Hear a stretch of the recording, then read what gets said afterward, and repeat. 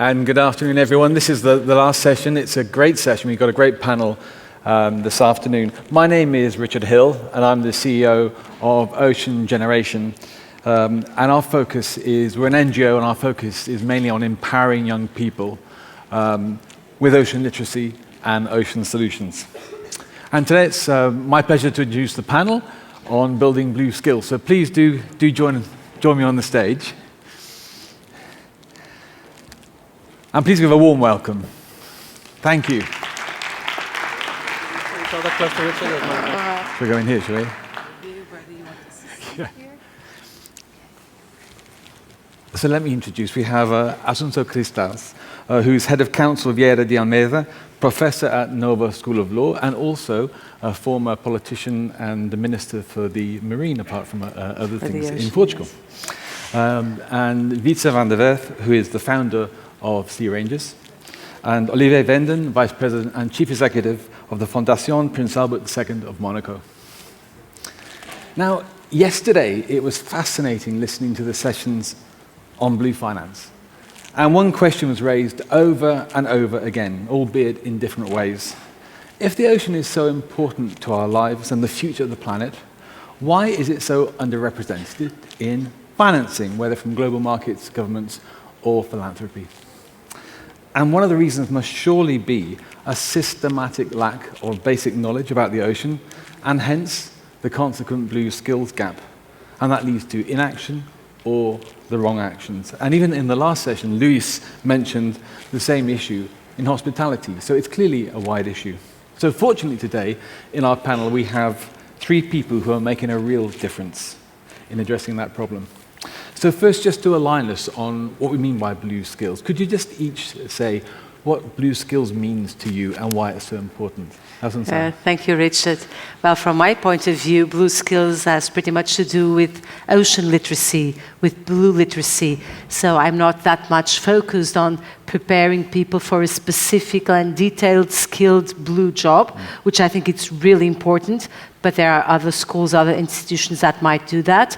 But from my point of observation, that is Nova School of Law, the Master's Degree in Law and Economics of the Sea, Ocean Governance, and the coming BA totally dedicated to the ocean, what we want to bring is a common language dedicated to the ocean. Namely, in this BA, the idea is to have people that can talk to other people that are highly specialized but have others that do share a common knowledge. They know a little bit about law, about regulation, about administration, about economics, about science and technology, all of that related to the ocean. So that habilitates these people to talk to others, to tackle opportunities, to find out new ways of finding new solutions and building opportunities and working together either in the private sector or in the public sector or in foundations, in NGOs, and so on. So what we feel is that we lack a lot of literacy dedicated to the ocean, and that's where it's standing for. And why do you think that is? I mean, in Portugal particularly, with so many years of maritime history, and yet there's that lack of connection or lack of literacy about the ocean? We have quite some strong projects for many years now dedicated to introduce blue curricula in schools, and there's a lot of schools that have adhered to these programs. First it was the tool of the sea, the kit of the sea, then it changed to the blue schools. Now we have enlarging this to be blue schools all over the Europe, and the idea is to start with youngsters but make sure that we have programs that address all different cycles of studies and all different ages. And what we feel, well, what I feel is that we're lacking the undergraduate studies at university level, before the masters, before the PhDs and so on, because that we have already, but we're missing here a part. But having said this, we're still talking about a niche. We're still talking about a minority. I feel that we have to do much more efforts to make sure that everybody feels, knows, and has a strong idea about the importance of the ocean for life on Earth.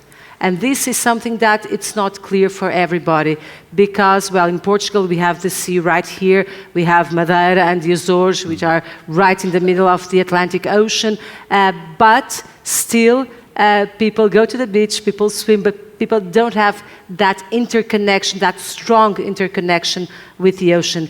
Actually, the Starfish report, the European Starfish Mission report, one of the things that points out is that Europeans are too far away from the ocean.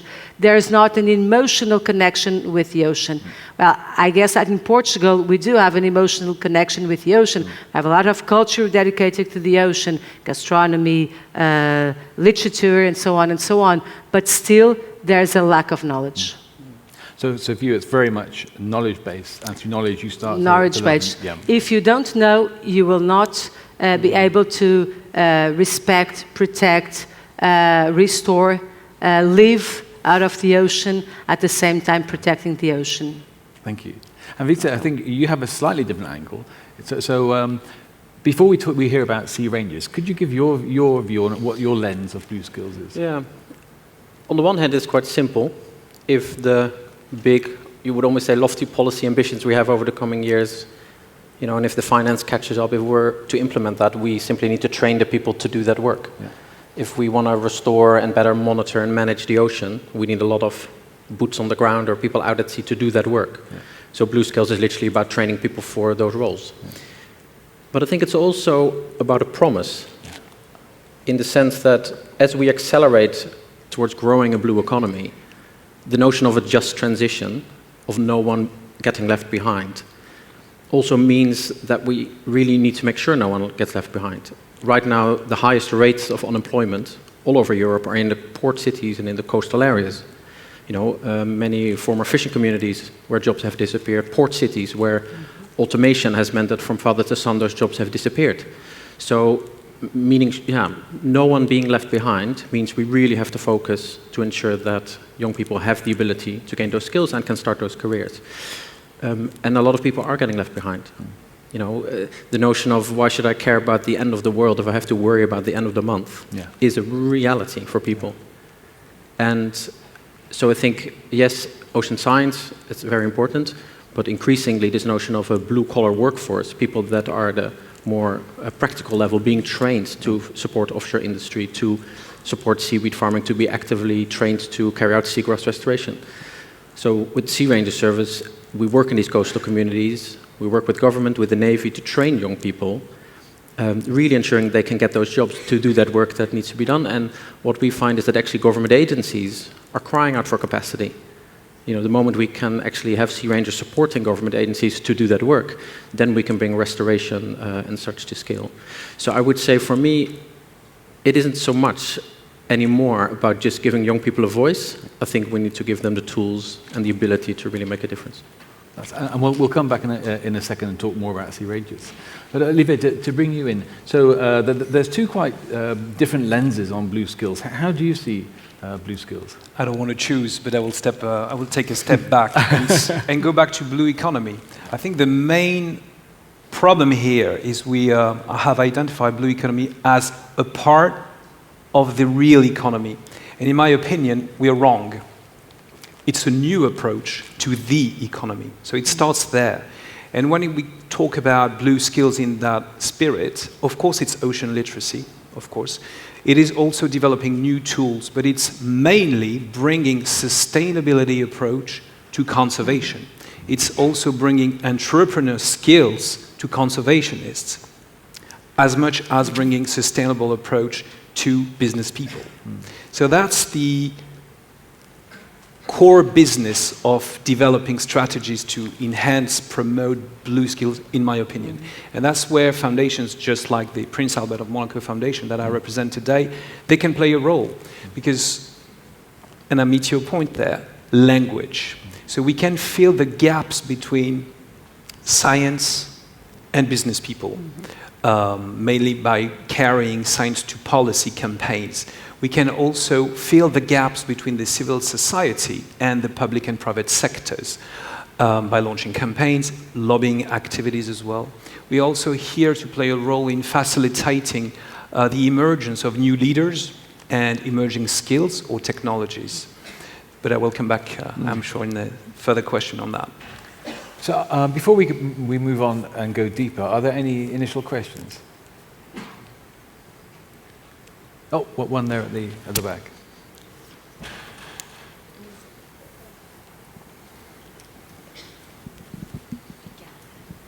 Hello, my name is Bruna.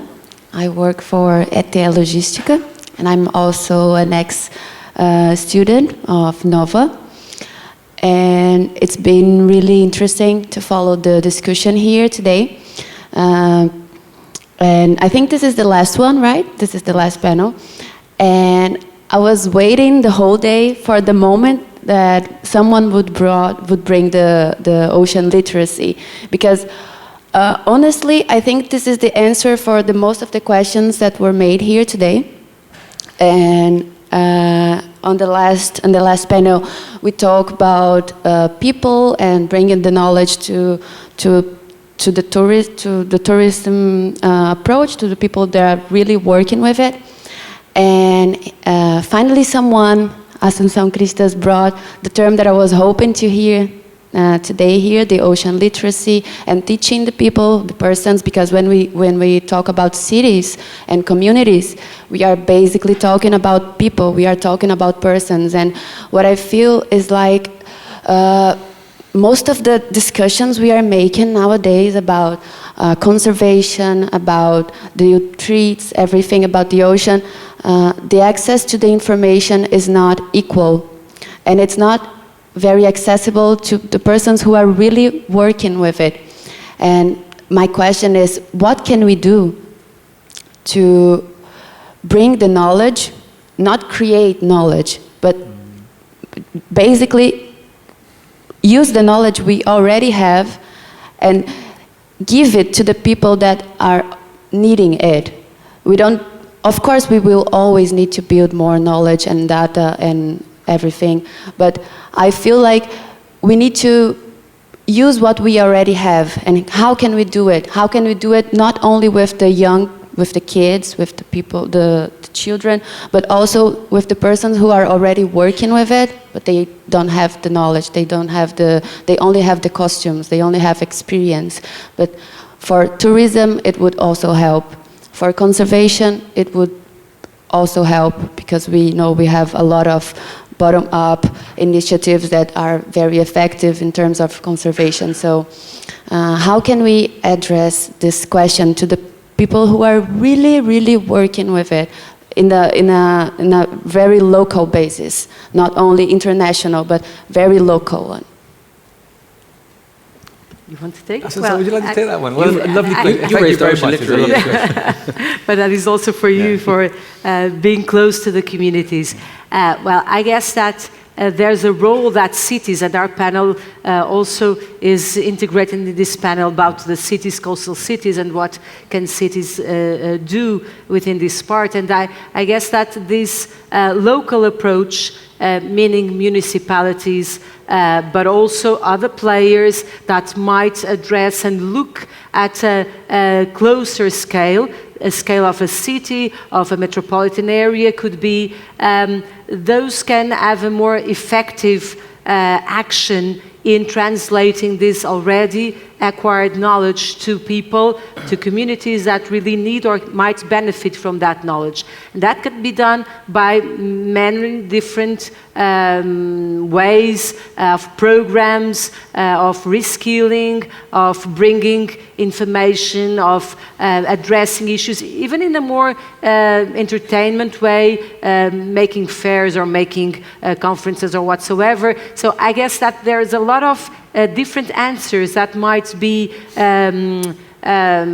connected to these people, either more specifically to communities or more broad.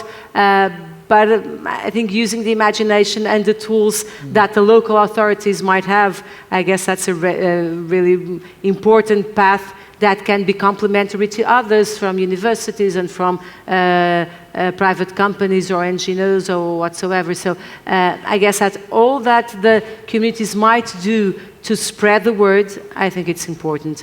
But I can identify a very relevant role that can be played by local authorities. Thank you.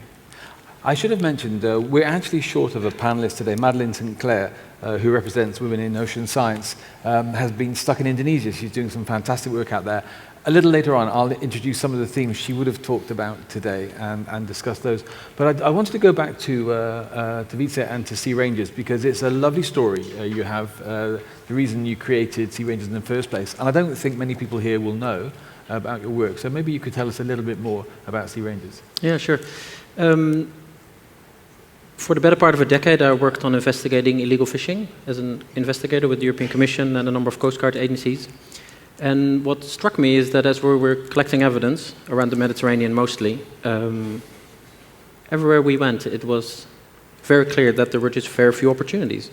So there is, of course, an opportunity to get away with illegal activities, but there's also basically no job prospects for young people, and there's poverty.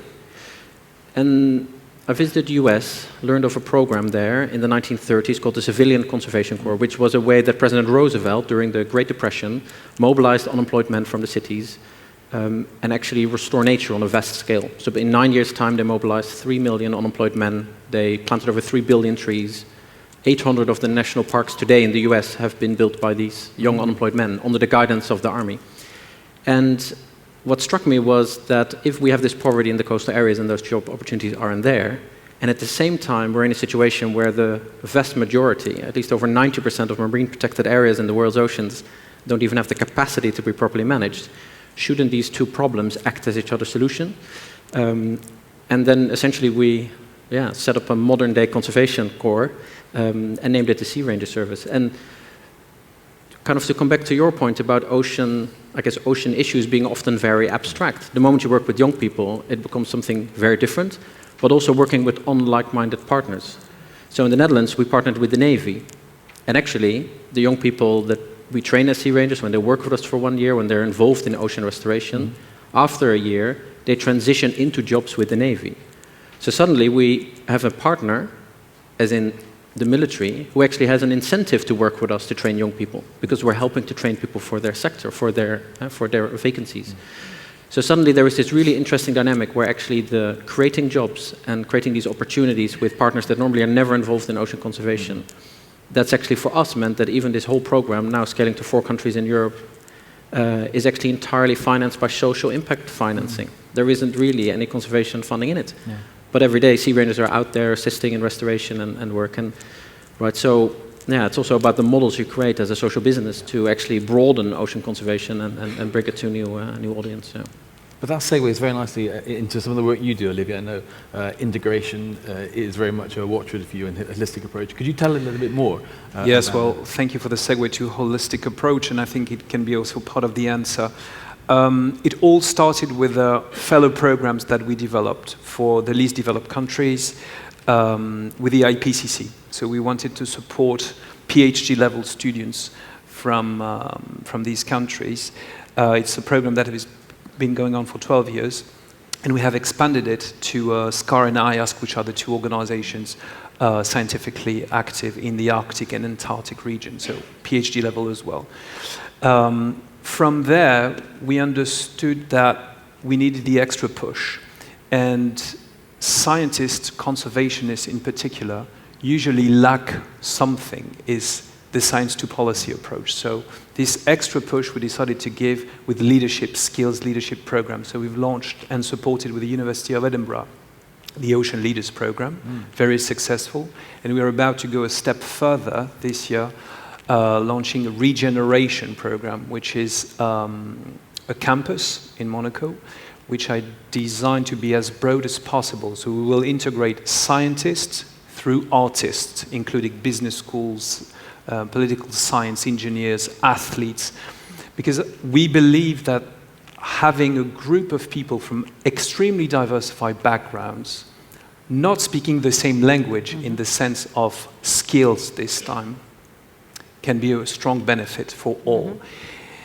We also understand that the complexity of the challenges that the world faces, from climate change and ocean biodiversity, that would require transversal, transsectorial teams to address that. And we believe that bringing these young leaders, so they will be under 35, all together First of all, to have this leadership skills program and training, then mentorship and visibility that we will activate. That can be the extra push, hopefully generating effective teams on an international scale to solve the problem. So I would say yes, the holistic approach is probably central today to address, first of all, the complexity of the problem, but also to go beyond the silos that we were all stuck into for many years.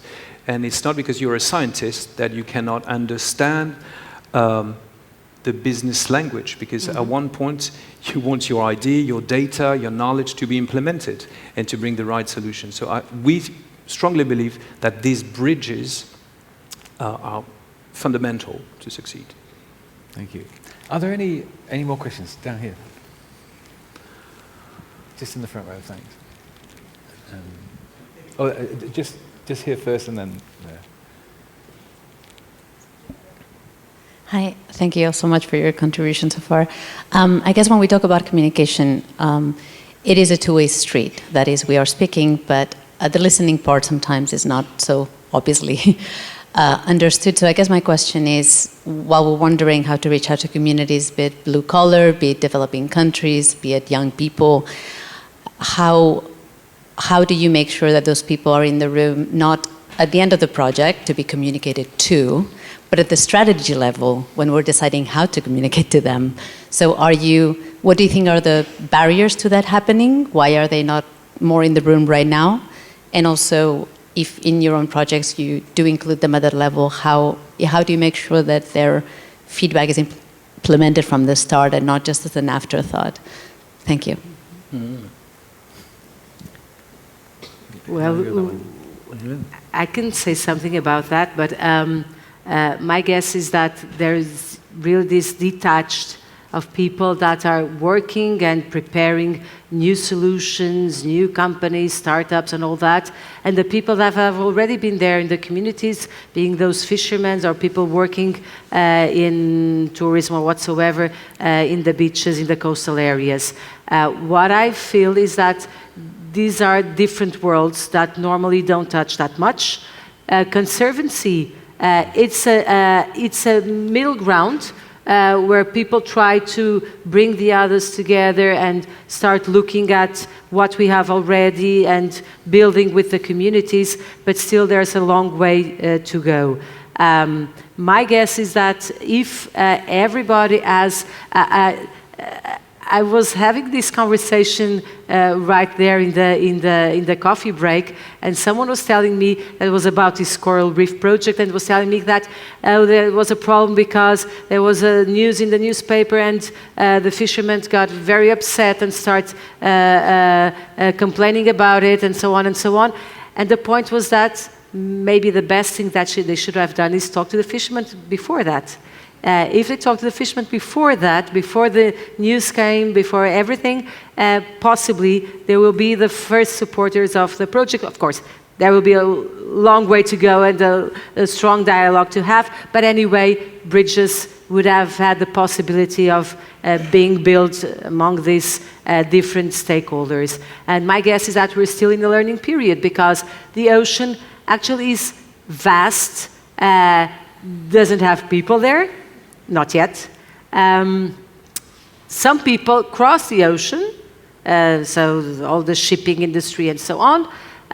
Some people for some time work in the ocean, the ones that settle the cables and all that, and others take their livings out of the ocean by fisheries and aquaculture and so on. But it's still niche. It's not something that is all over the society, that everybody knows about, that everybody talks about.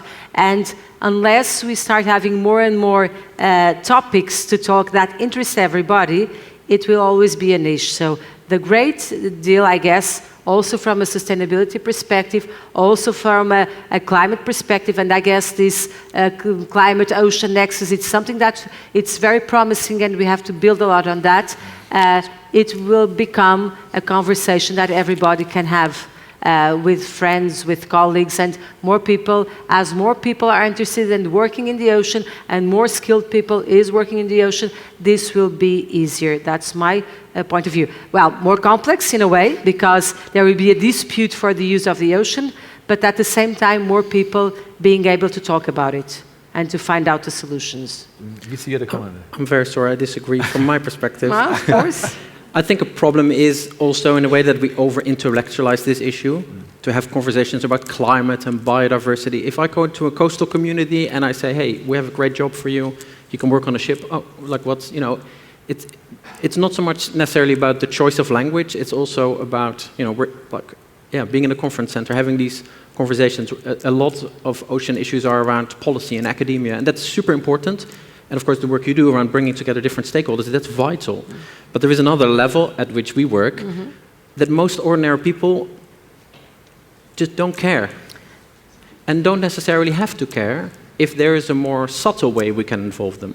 So all of the sea rangers we train, none of them have ever been involved in activism, conservation, and you know, and it's a job. And they say, oh, that's a bit of adventure, that's cool. And they learn about the issues while they do the work. And they're very strong ambassadors, because also they never feel the need to convince anyone. They're just out there doing the real work. So I think the idea that all the people we're going to need for this ocean transition need to somehow be fully bought into the whole conservation message, I don't believe in that. I actually think we need to make it really simple and easy for people, and we need to give them the opportunities. We need to give them the jobs. We need to pay people. We need to, you know, develop careers. We need to really make sure people that aren't at our level, because all of us give answers that are 2 minutes long, and of course we're, you know, that's how we talk. No, but I agree with you. I agree with you. Yeah, but I know, yeah. The fact is that there are people, for example, fishermen. Fishermen have a sense of ownership of the ocean because they've always been there. So everybody that steps in, being for conservation or being for aquaculture or for seaweed or whatsoever, or seagrass areas to carbon sequestration and all that, they will possibly be against that because they feel that there's somehow challenge in their way of living, in their normal daily work and all that. So that was my point. Yeah. We need to somehow tell others that are coming for very good reasons, for conservation reasons, for carbon sequestration, for new use of the ocean, for bioeconomy, biotechnology, and all that, that there are others that are already there and take their living out of the ocean. So I guess this idea of there's something that we have to work out together, it's important. But I totally agree with you. If you give people the jobs and the money, they will be there, but a lot of competition for use, this is what I anticipate. You want to add? Yes, I would love to, because talking about fishermen, we had an issue with fishermen. So I have a very concrete example to give you. We saved the bluefin tuna in the Med. We can fish it again. What happened was, back in 2009, the scientists came to us, to Prince Albert, and said, well, look, there's 2 years left of stock, and then it's over. So Prince Albert decided to go in the public arena and ask for the bluefin tuna to be put on the red list, the CITES red list. We failed because of certain countries lobbying against that, because it's a heavy market, bluefin tuna, as you may know.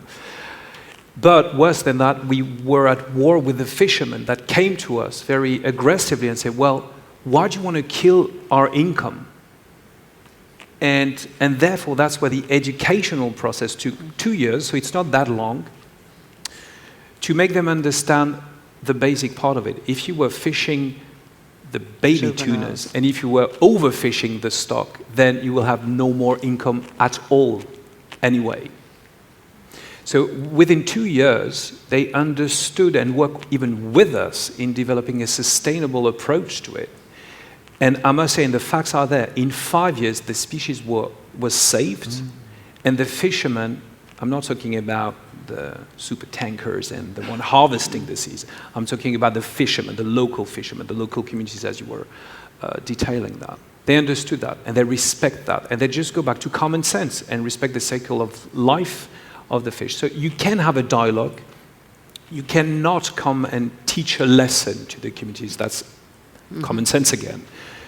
But when you open the door to the dialogue and listen also to their needs, And basic involve needs. them in the... And you have to involve them. And involve them, Absolutely. And it's working. even in obtaining the information with their own vessels, with their possibilities. They can also add in bringing information, collecting information, And they will bringing be it the all one together. monitoring and make sure it's sustainable in the long term, you know, the progress you made. So there's hope.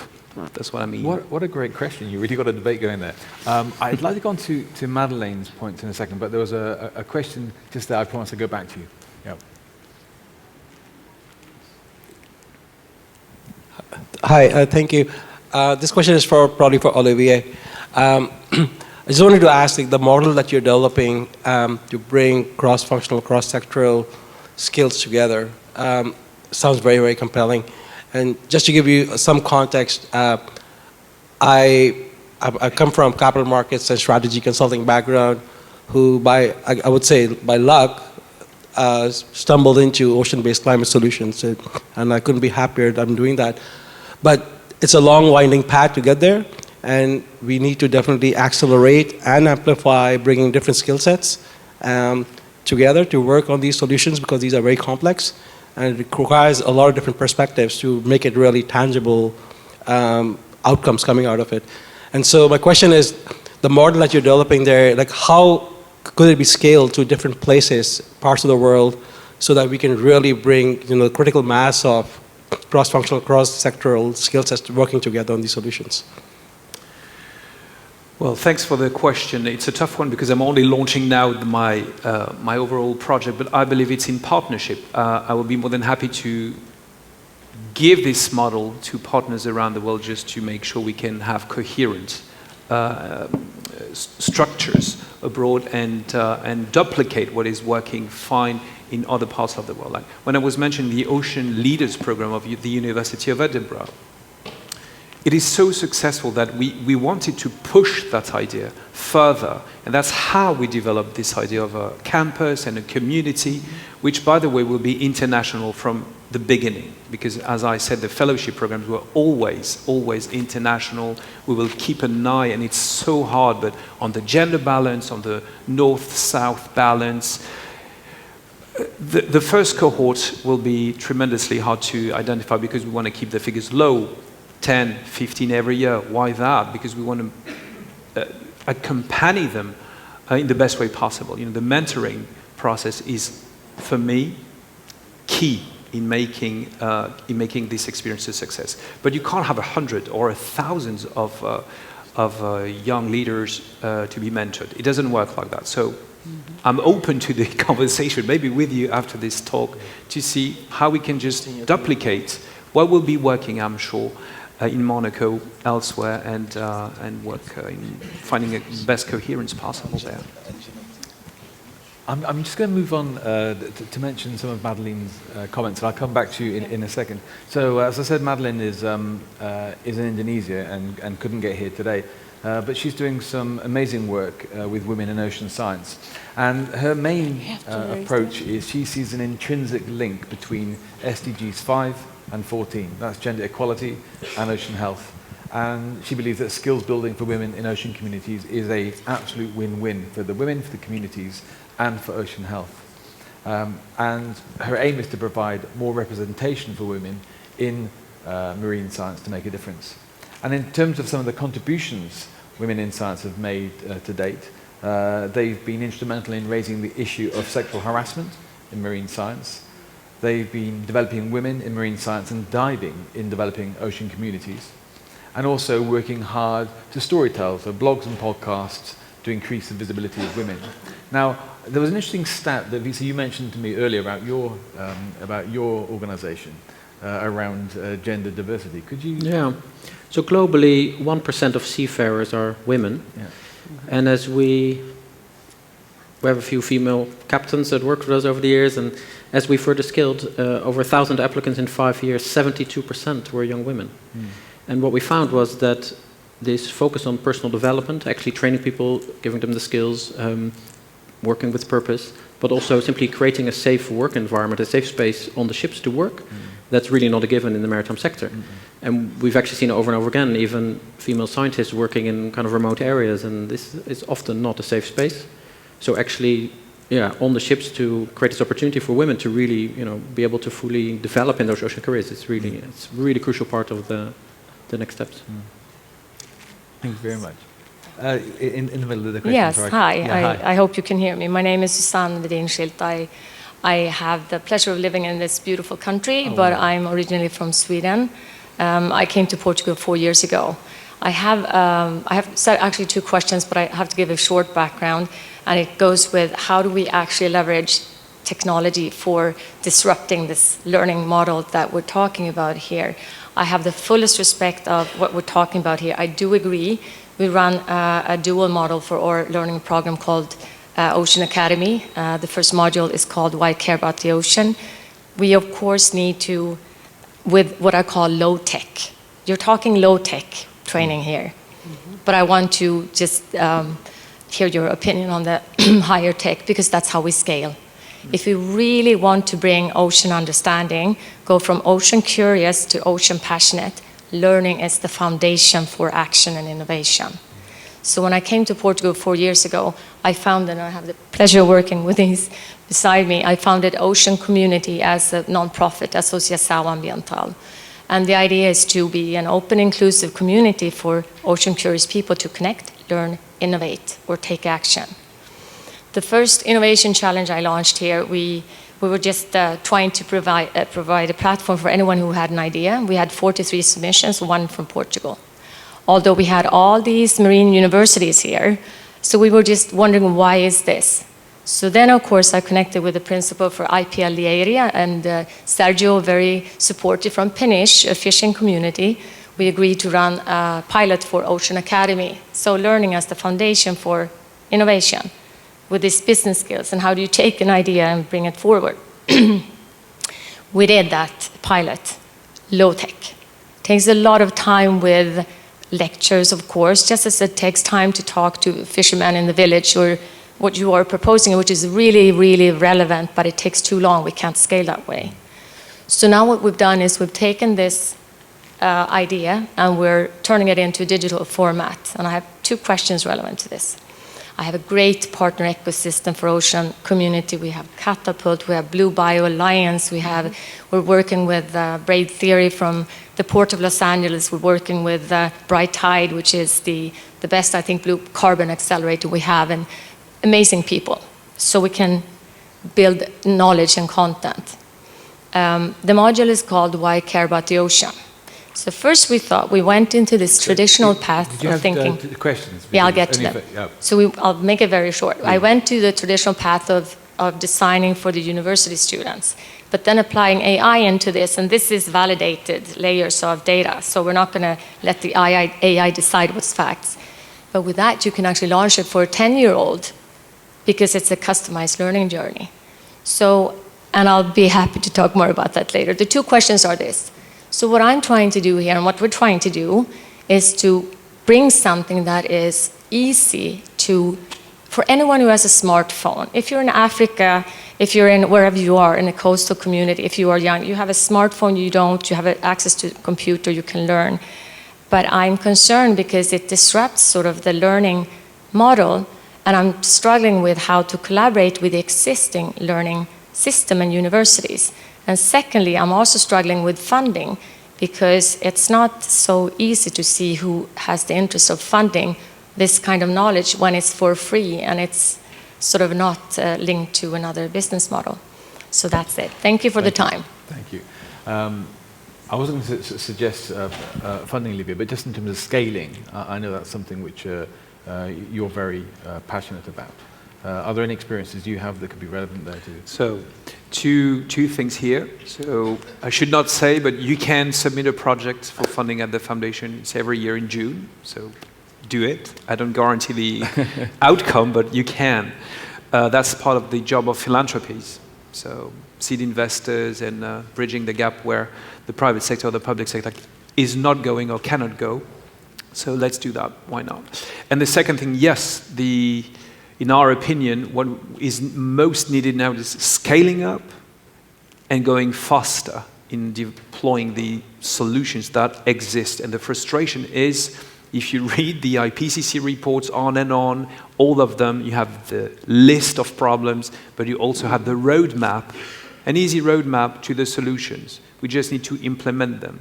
So solutions exist, but why can't we scale them up and accelerate? That's the true questions, in my opinion. And that's where I don't believe in waiting for the next generation, by the way. I believe it's the generation now that is in command and that we need to give this extra push, hence my initiative and campus. Thank you. Well, unfortunately, our clock is now in the red, so we have run out of time. I had the feeling that we could have gone on a lot longer, and I know there were other questions. I'm really sorry we didn't get round to taking them. But if I just summarize 2 or 3 points, I think firstly, you protect what you love. And so it's absolutely essential that we systematically build knowledge and purpose in the education we provide and the knowledge we provide. It's important that all stakeholders are appropriately included, and that's from a holistic approach, all societal stakeholders, but also a diverse representation within those stakeholders. And then if we do follow those messages, the benefits should be win-win. And we talked about the model for a new marine business model, where businesses, communities, individuals, and the ocean health all come together for the common good. So it was a great panel. Thank you very much for your contributions, and also thank you very much for your questions and your attention. Thank you.